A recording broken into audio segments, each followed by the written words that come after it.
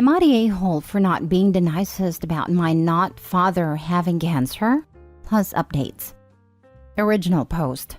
I'm Sophie, 22 female, and I have two older half-brothers, 25 and 27. The man who had been raising me as my father, 54 male, found out I was not his biological child, my two older brothers are, when I was 7, and promptly abandoned me and divorced my mom. He was very involved up until this point and was actually in the middle of coaching my soccer team when it happened. He abandoned that too, and the assistant coach had to take over. Anyways, he ended up paying child support to my mom for me, probably because he was the breadwinner. And him leaving my mom left us two in pretty dire financial circumstances. I was also yanked out of the private school my brothers and I attended. He remarried a few years later to a woman with a daughter a year younger than me and promptly did everything with her that he used to do with me. Hurrah for them! Sophomore year of high school, some organization was hosting a father-daughter dance in our school gym while I was around campus with some friends, can't remember, and we vandalized the fancy car he pulled up in. Not something I'm proud of, but I'm mentioning it here because although I paid for half the cost of repairs, he graciously paid the other half and decided not to press charges. Anyways, now the old man has cancer. Both brothers and stepdaughter are out of state with the school, and his wife has early arthritis or something, not really sure. He calls my mom and asks her if either of us could drive him to and from chemotherapy. We were in the car and he was on speaker. So I told him no, that's something family does, and has made it very clear he doesn't see either of us as family, and hung up. Mom is doing things like bringing casseroles and driving him. I don't try to stop her, but I don't help her either. But she has recently started to try and guilt me into it, saying he always paid child support. To which I said the amount of money he lost on that was about as impactful as a fart in the wind for all money bags. He did press charges about his car, to which I said, great, he did one nice thing for me, so he can get one casserole or one car ride. Now my siblings and his stepdaughter have all flown in, and my brother says he, not dad, really needs to speak to me. I had to tell him that if he has something to say to me, I don't want to hear it, and if he writes me a letter, I'm not opening it. I said I was sorry for what they were going through, but that has made it very clear I'm not his family, and so I don't want them asking me for things they would ask of family. However, they're struggling, and the more they ask for help, the more my patience wears thin, and the more insensitive my rejections get. My mother recently talked with me about being the bigger person. Am I the a-hole? Also, please don't leave comments like, the real a-hole is your mom for cheating and committing paternity fraud. Like, thanks for that one, Sherlock. And my mother and I have reconciled. Edit, my mom is pushing me to be the bigger person because our pastor says it will have a healing effect on my soul. She's very religious. The situation is more complicated than not dad being an innocent angel victim and my mom deciding to do paternity fraud for funsies. I might do a separate post or something to explain since this is anonymous anyway. While her circumstances don't excuse or justify her actions which were still wrong, having the full context made me more amenable to forgiveness. Edit/update. I have agreed to speak to him and will do so sometime this weekend. Now for the top comments before reading the updates. Not a-hole. The man who had raised you as his own daughter for 7 years suddenly dumped you. It was not your fault that your mother had cheated. You loved him as your father, and he ripped away your security, your family, your lifestyle, and I'm sure a good chunk of your heart. That is not something that is easily forgiven. Maybe your mother is helping him because she still has some sort of sense of guilt, but that is not your guilt to carry. That man did you very wrong, and I wouldn't shed a tear when he died if I were you. I am sorry your brothers are suffering. It's understandable. They are worried about their father. But he has not been a father to you for 15 years, by his own choice. How much is one child supposed to take? Not only did he withdraw his love and affection, but then he made you watch as he showered that attention on another little girl who was also not his child. He seems to have no problem loving her. The hurt and trauma he has caused you is not easily gotten over. It sucks that your mom is so quick to overlook the damage that was done to you in order to try to rehabilitate herself. It's not about being the bigger person. The injustices he did to you were inflicted on a child. He had the opportunity to do right by you and chose not to. Your mom's infidelity was not your fault. The relationship you had established with him for 7 years meant nothing to him, and now he means nothing to you. And that's okay. Couldn't have put it better myself. Not a-hole. I can definitely understand why the not father would have been hurt and angry all those years ago, but he was the adult in the situation. He took out his feelings on an innocent child who loved him as a father, which is an action that's within his rights, I guess, but the current fallout is well within the expected consequences. As for the good points, well, child support is his legal obligation. And about the car vandalism, he'd have been a major a-hole if he had actually pressed charges then. Lol. OP owes him nothing. Not the a-hole. He burnt that bridge. As well as he should have. Can you imagine if someone posted in AITA, "My wife of years hid that our 7-year-old daughter isn't mine. Am I the a-hole if I leave?" 90% of the responses would be, "Not a-hole. Get out of there. She's betrayed you and you'll never trust her again. It would be harming the daughter to stay around when you don't love her, etc." But once the bridge is burnt like you said, you can't expect help from those same people years later. Not a-hole. Not a-hole. My mother recently talked with me about being the bigger person. You are already the bigger person by choosing to forgive your mother. The way you were acting is vengeful toward your not father, but not in any way out of line. From what we know, you haven't gone out of your way to do anything harmful or manipulative. I think you'd be hard-pressed to find someone calling you an a-hole. Definitely not a-hole. I hate that term, be the bigger person. It's always the wronged one that has to be the bigger person. As an adult to a child, he had a chance to be the bigger person. Pastor can get his church members to be the bigger person, but don't feel guilty and don't be roped in, OP. Now for the first update. Sorry for the long wait for the update. To be honest, I completely forgot I made this post in the first place. Well, he's dead. Family fessed up to all the requests for help, basically being plots to get me and him in the same room. He was in hospice care, which I mixed up with being in the hospital in my original post. He started out by basically wanting a bunch of life updates from me. Basic things like what college did I go to, what was my major, where was I working now, did I have a boyfriend, etc. He asked me if I still played soccer, and I said no, not since he left me. He looked sad and said I was really good, and I agreed. I had humored him with casual talk for about 10 minutes, but I made it clear that I wanted answers, and for the visit to be on my terms. So this was the segue into the deep stuff. I told him I had questions for him, and he agreed to answer them. 1. Did you miss me? He looked kind of offended by that, which I thought was very audacious, and said, "Of course I did." And I snapped back, "Could have freaking fooled me." And there was this awkward moment of silence, but I decided to keep going. 2. Why did he leave me?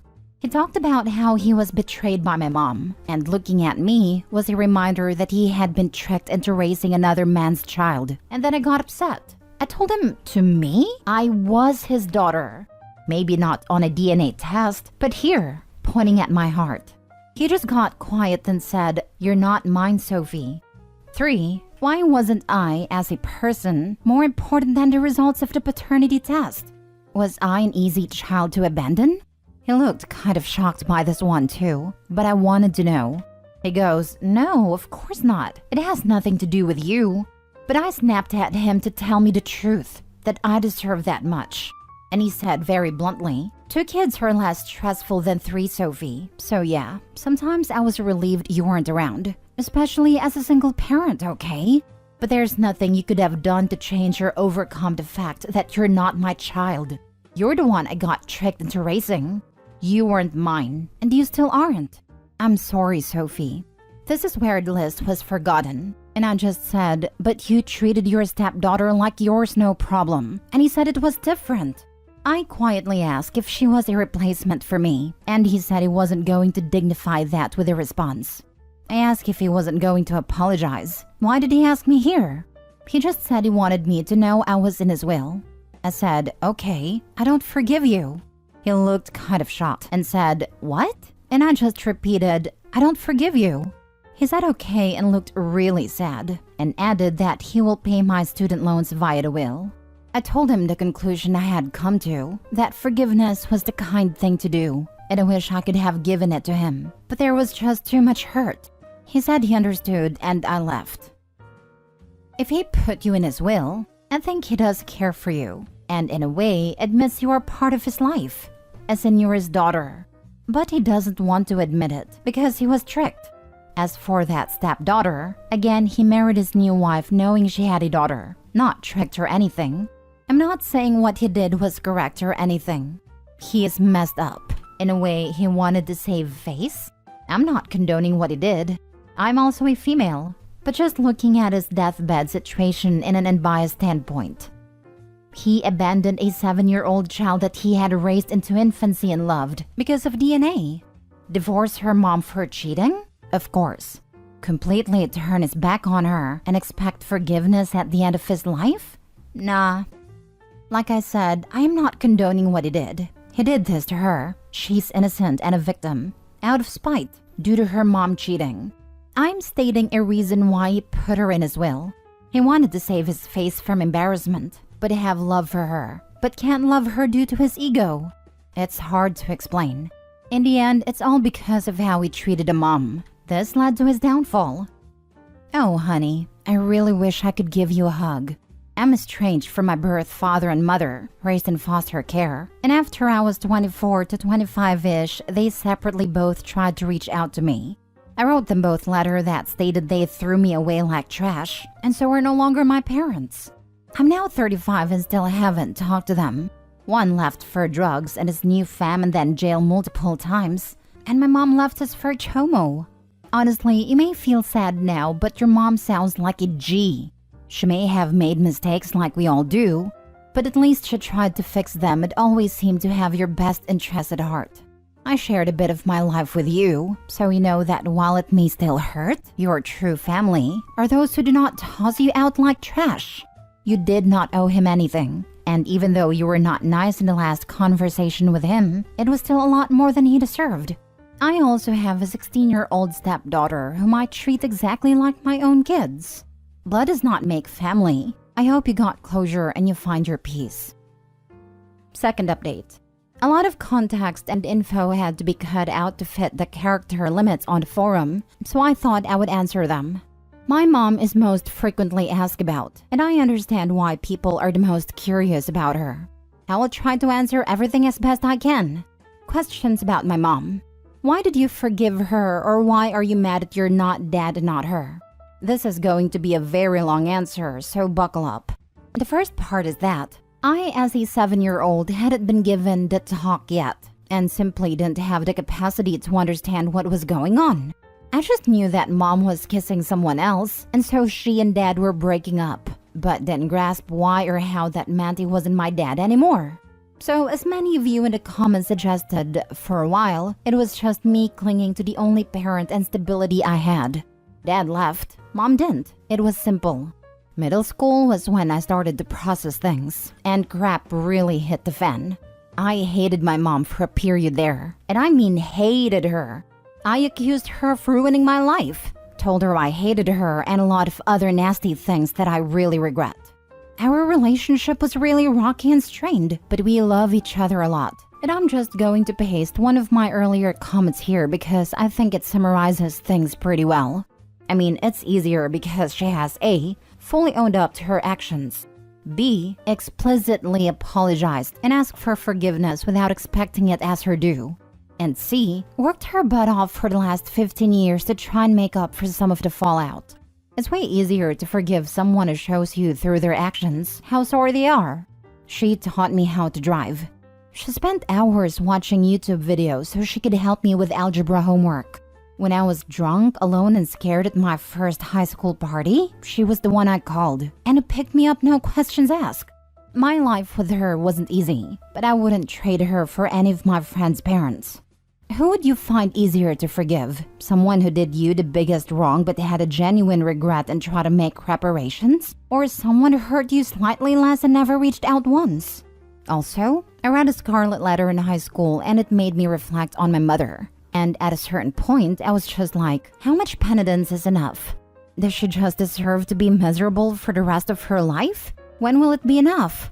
I know that for some people, there's no amount of suffering she could go through that would make you forgive her or have a favorable opinion about her, and that's okay.